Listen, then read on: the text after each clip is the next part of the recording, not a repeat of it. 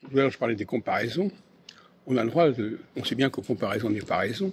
On a quand même le droit de comparer les femmes entre elles. Et de voir ce qui est commun entre elles. Et éventuellement, d'ailleurs, de voir ce qui les distingue les unes des autres. C'est accessoire.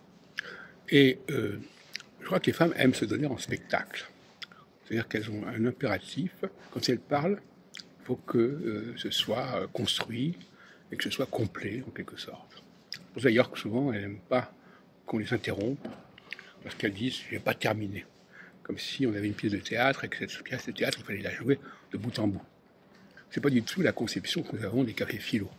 Effectivement, il faut avoir des interventions brèves, répétées d'ailleurs. Elles peuvent se produire à plusieurs moments de la soirée, mais pas un topo qui va durer des minutes et des minutes, qui va être censé être un objet en soi.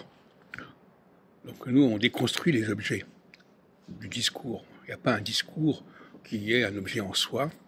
Un discours se décompose, un discours se critique, un discours peut évoluer. Et donc, par conséquent, force est de constater que les femmes ne participent pas à nos réunions parce que le registre, le style de nos réunions ne correspond pas à leur idée viscérale de la prise de parole.